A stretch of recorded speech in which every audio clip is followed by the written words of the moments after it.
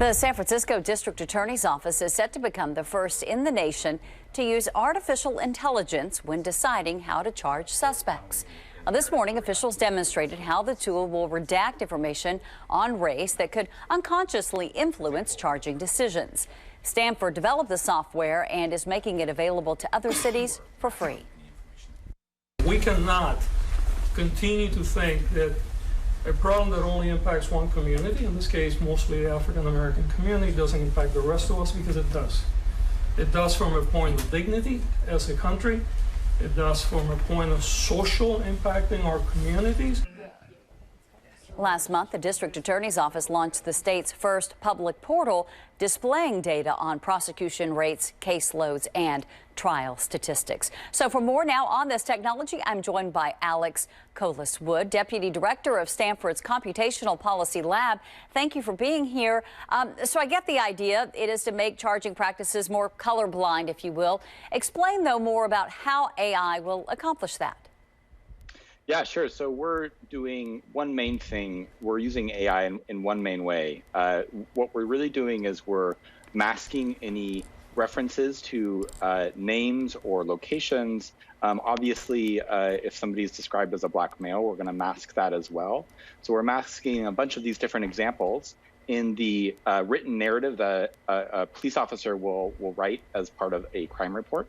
And that way, when the attorney actually reviews this, they can look at the narrative without any of this race information and make a decision using only the relevant information without any race information coming into that decision. Okay, so the reason that's important, go ahead, is because it's possible that even unconsciously, attorneys may use race in some way to inform their decision. This is something called implicit bias, and what we're trying to do here is basically avoid any situations where implicit bias might come into play. Okay, so you mentioned that redacted police report is essentially what prosecutors would be reviewing. What happens after they take a look at that redacted report? Will they have a chance to view the full extent of the report? Yeah, that's right. So once they have done this initial colorblind review, they're going to take another look at all the evidence, and now this includes things like photo and video evidence that would be very hard to redact mechanically or computationally. So once they have all this information, they'll make another decision, basically a final decision on the charging of the case. And if that differs from the initial colorblind decision, we'll have to explain what caused that difference.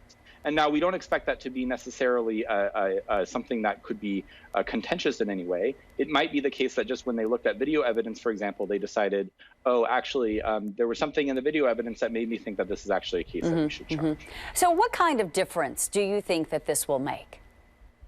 Yeah, so what this really will do, it'll do a couple things. I think, one, it's a very good faith effort by SFDA to place, Gaston called them bumpers on the charging process, just to ensure, no matter what, that we're really trying to avoid any use of race in this decision. But what it will also do is, over the long run, as we draw this pilot out, we'll be able to measure the impact of this blind charging to see if there are any changes in charging behavior. And if there are changes, then it says that actually what we're doing here is preventing some level of bias. How often will the program be reviewed? You mentioned that this is sort of an experiment here in San Francisco. Yeah, so this will be used for about 80% of the DA's cases. Any case that's basically not sent to any specialized unit for charging is going to go through this process. And that will start in July and just continue on from there. All right. Thank you so much. We'll be staying on top of this, too, to see how this technology progresses. Chohlas-Wood, thank you so much from Stanford. Appreciate it.